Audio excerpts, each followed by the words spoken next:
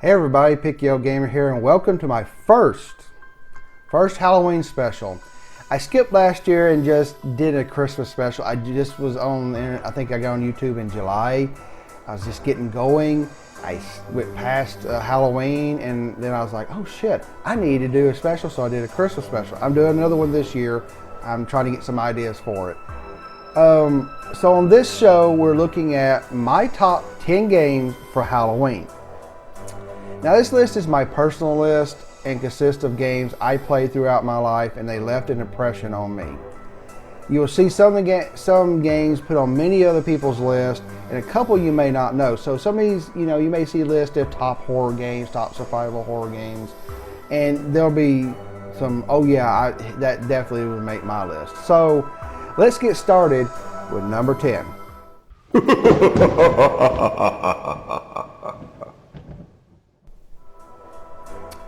Yeah, it's no surprise Doom games would be on my list. Of course, Doom, right? And this is one of many, hint, hint, in this list. Doom 3 was the last Doom game before this year's reboot in 2016, and it was received with mixed feelings. The game was a technical marvel at the time, and put us in a Doom world like we never had before. But the game did differ from the old standard Doom games. The game was about the presentation, the jump scares, a horror movie feel, and it worked pretty good. The game was not really good, got really good later on, and it got away from that cookie cutter jump scares. And I remember like replaying a couple places and immediately seeing the exact same jump scares. I went, It got better later on. This game was the last of a few games I played on my PC before around 2004-2006. I converted to the Xbox 360 and stayed there until, well, just recently. I love the game, and even though it's not perfect, it was something that was built up for a long time, and I bought a graphics card, like a $400 graphics card, just to get into that game and other games, and it ran in ultra quality. It was great. It is a great entry in the Doom series, even though it may be one of the weaker ones. So check it out if you haven't passed. If you've passed it up, give Doom 3 a try. I think it's now on the old console games, and of course it's still on the PC. Next up is number 9.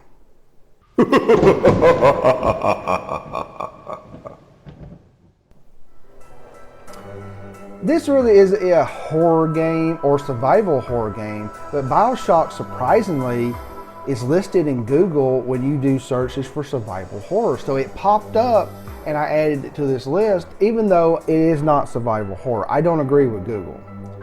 This is an action sci-fi game. I mean, of course it's an action shooter, right? Puts you in an undersea world where you must figure out what the hell is going on. It's got a great presentation and it just grabs you from the beginning. Why it's on my list is the atmosphere, the creepy vibe, and how the game presents itself. That, from the moment you get into it, it's like, wow, this is awesome.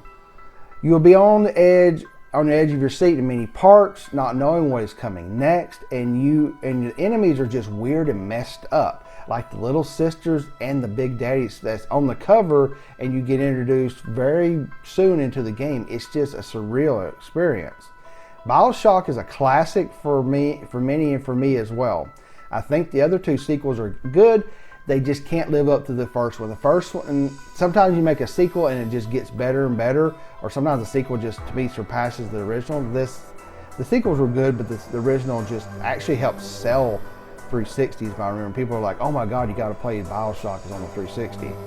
If you haven't played this, I think it's your duty as a gamer to go play this one.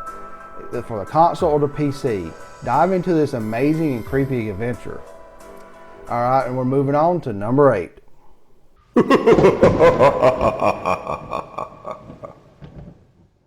If you've watched any movies with some action horror guys, maybe Arnold Schwarzenegger and Danny Glover, you've heard, and Sigourney Weaver, you've heard of the word aliens or predator, and it should be very familiar with you. This game is Aliens vs. Predator 2, and it was a PC game from 2001. And it was way ahead of its time. In this game, you could play as either a Space Marine, the Predator, or the Xenomorph alien. Each way to play is very unique, and you have to learn to play as each character. There's no cookie cutter first person shooter bullshit that some of the earlier games like this that tried to do, where you just see a different skin and you'd have a couple hands up different or a weapon and oh, you're playing something else, and it felt really the same. The aliens move like aliens. The predator stalks and uses his weaponry, and the humans just survive the best way they can. It makes you feel like when you change modes, you're really that type of person or creature. This game was so awesome. As an alien, you start out as a chest burster and go on through adulthood and go through the end of the story. Yeah, you heard right. You start out as a chest burster. That was awesome.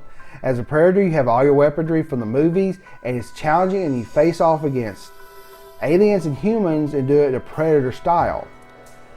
You have to switch between the thermal to find humans and electromagnetic to find aliens. You had to find out which thing at one time would do the best, and you really couldn't just do run and gun. It really was a stealth game. The humans are my least favorite, but if you love the Space Marines, you love that horror on the edge of your seat, all you really got's the movement, the motion indicator, and you're trying to fight aliens and predators. It's a good romp. It's a good fight.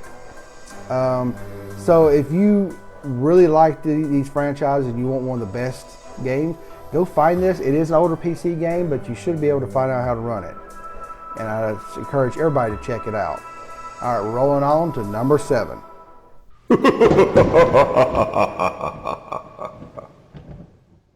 Well, the Left 4 Dead series of games was a huge success, and not just because they were zombie-based, but Valve and Turtle Rock made a game that blurred single-player and co-op fun. This was a multiplayer versus mode. There was a multiplayer versus mode, but my friends and myself didn't like it. Let me explain what that mode was real quick. In that one, you played through the same story. You had the survivors, the humans, and the other people would randomly jump into what's called special infected. There was normal zombies and the special infected, which made the game more, it made it more interesting. So you got put into those, and it was unbalanced for a long time. I think it got a lot better later on. Many felt this game, Left 4 Dead 2, was rushed, and in some cases it was. This was the first game. This was like the first game, same engine, same premise with just newer weapons, enemies, survivors, and just newer situations to put you in. It was a rehash. I mean, it felt new, but on the surface, it was the same game with the new features and add-ons. It kind of just, people were saying it was about around a year later, and they were still putting out stuff for Left 4 Dead, and boom, Left 4 Dead 2 came out. People were like, you're abandoning the other game, and it really got a backlash. Some call this a game of expansion at full price, and I kind of agree with them. And they weren't far off. Left 4 Dead 2 is still great though. Now you can get with all the content from Left 4 Dead 1. It's a great game for horror fans, zombie fans, and co-op fans. Don't be put off by some of the negativity of Left 4 Dead 2. It's still a great game. It should have been a little bit more polished, and it is more of the same, and Left 4 Dead 1 is a great game. It just could have been a little bit better if Valve hadn't wanted to just cash in on it. So still give it a try. All right, let's see what is number 6.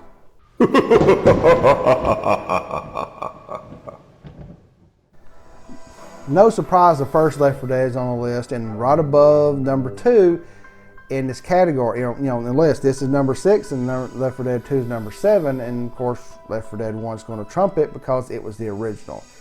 This too, a mini, is a classic, and it really was. It really just broke onto the scene and did something that not many people had done in this way. Left 4 Dead brought us a zombie apocalypse game based on 4 survivors, immune to the apocalypse and the plague going on, and it was about teamwork and helping each other to survive. There were always 4 players in the game, and friends can drop in and out and replace the AI partners. That was very cool. This made it great and very dynamic.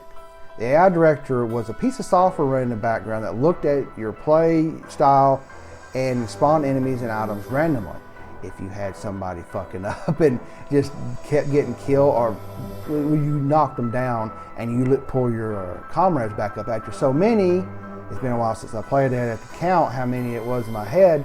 You couldn't get back up until the next part of the levels. And it was like basically the game. Each time you picked a scene or picked a place to play, it was like a horror movie split up into multiple little sections. And if you went down in one of those so many times, you came back in the next one. It broke some reality, but still was a great game. This really made each playthrough, the AI director, different, and the more human players, the more randomness it was. So if you had 1 or 2 people and you had the AI bots, it wasn't as good, but we had 4 people, all of them doing stuff, as humans were random, were not the same. It really made some ridiculous situations. It made some, it's fun. Made the game playable over and over for many years, and I still play this game here and there, and people still play. I mean, it made the game truly replayable. And a lot of games you'll say fully replayable forever. Well, the AI director is not perfect, but it's still, if you get a group of friends, it can be completely different each time. I love this game. The memories with my friends playing this, we played it for a long time. Nothing better than 4 of us in a game against the computer and seeing how we survive. There was a versus multiplayer of zombies versus humans. I told you about this just a second ago. And some liked, some didn't. We just didn't get into it. If you're buying this game now, to be honest, and I know it might sound confusing, you need to buy Left 4 Dead 2 because it does come from everything. Now on the consoles, when it only came on the 360, you'd have to buy the expansions. I would buy this on Steam. It's a few bucks, G2A.com, excuse me. I got it for $6-7, and it includes everything. I have every bit of expansion and all the levels from the first, second game, all the survivors. That's the best way to play it right now. So if you want to get in Left 4 Dead 2, go to Steam and buy it that way, or buy either the first and the second one for real cheap on the 360 and give it a play. Now Left 4 Dead 2 is already backwards compatible, not Left 4 Dead 1 just yet. So you can play Left 4 Dead 2 on your Xbox One. Well, we're halfway done, and let's see what is number 5.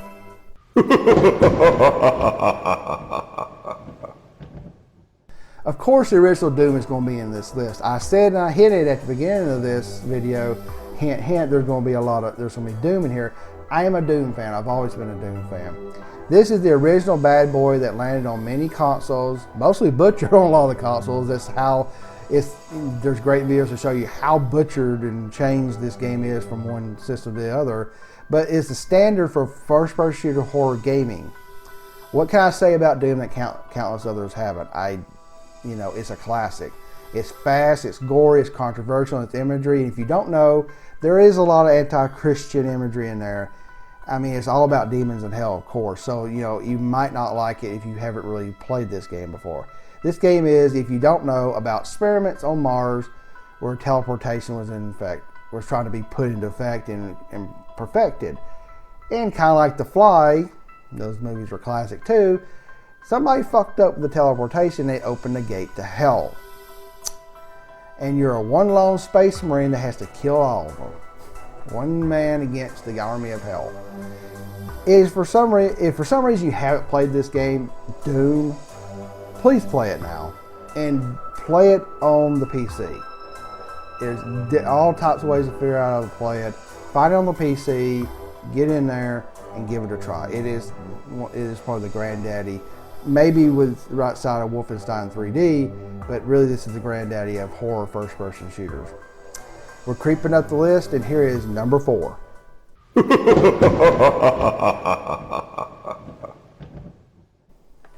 Okay. I know this is the 3rd Doom game on the list. I have to tell you, there's no more Doom games on the list. I'm not putting the 2016 one in there. It's great. It's an action romp. It's just adrenaline. That's just what it is. It doesn't feel the creepiness. So there was some creepiness in these old games, some atmosphere. Maybe I'm just desensitized a bit because I didn't put 2016 in there. Now, many will say, why is Doom 2 higher in my list than Doom?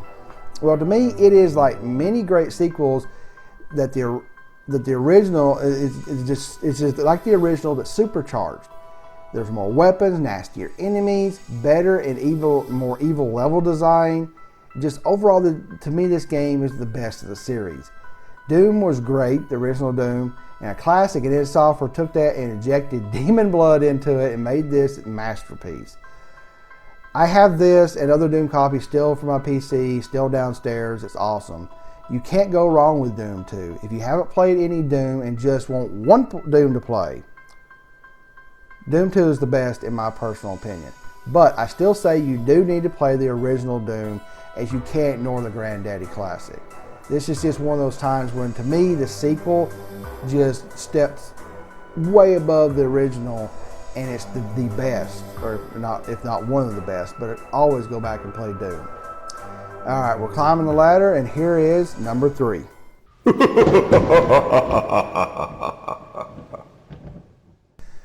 So the last 3 on this list are survival horror games. These are the traditional survival horror games, and you're going to say, finally.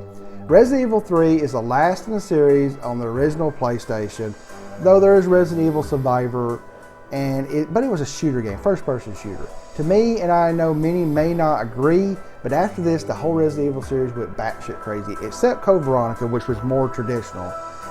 But after this, and you went into 4. I just didn't like 4. I know people were just gassed. You know, I just didn't like them. They weren't the same. I guess maybe I'm just like the original stuff. So what makes 3 so great? Well, to me, it ends a trilogy on the original PlayStation and wraps up many things that are around the second game. A lot of things like what happened here, what happened there. This game isn't as big as the second, but it is great and a faster pace in some areas, and it tries to keep you away from the main guy, Nemesis, which he's on the cover, and you'll figure out who he is pretty quick.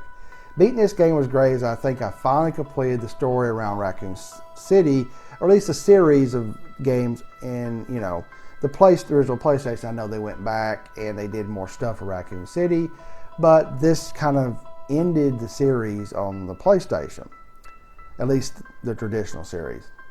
This game is highly overshadowed by Resident Evil 2, but please put this on your playlist. Don't ignore Resident Evil 3. It's just a great game. It's a great follow-up, and to me, like I said, it rounds out the Resident Evil games, at least the traditional games on the original PlayStation. Excuse me. So, we're about to go to the top 2, and here is number 2.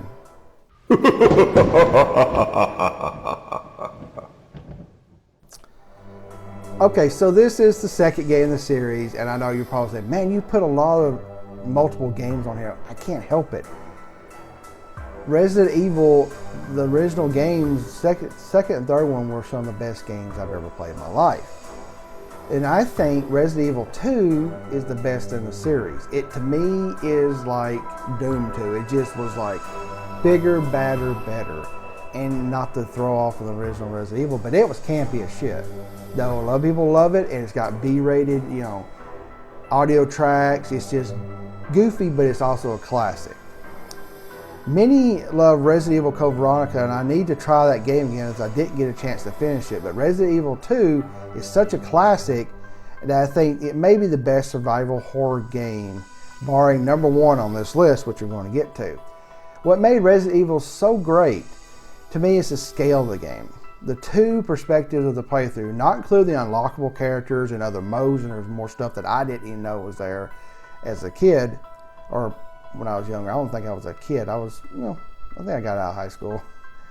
And it's just the presentation of the game. I've had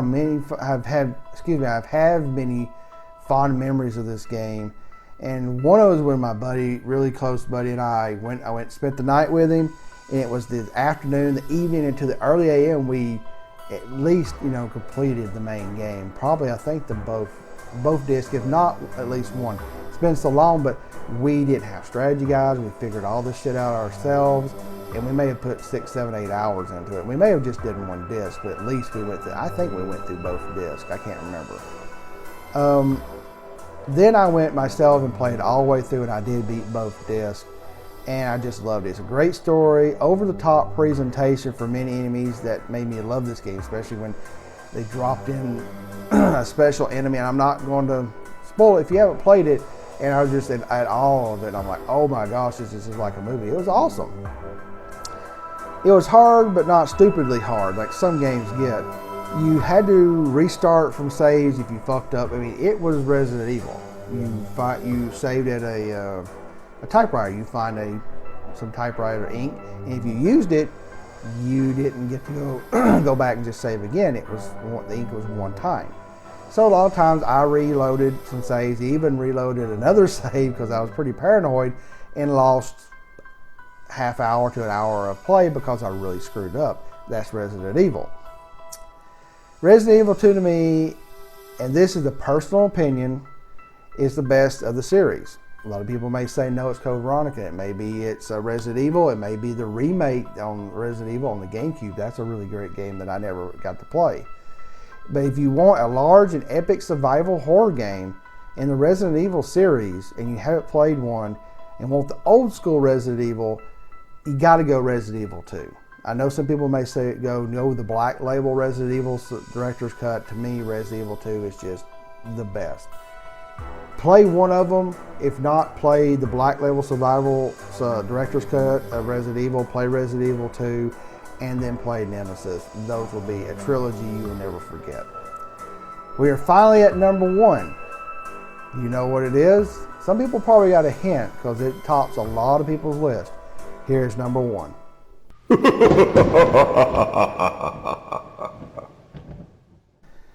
So, like I said, this game is atop of many people's list. Silent Hill 2. I played this on the Xbox and I loved it. What makes Silent Hill 2 top so many lists?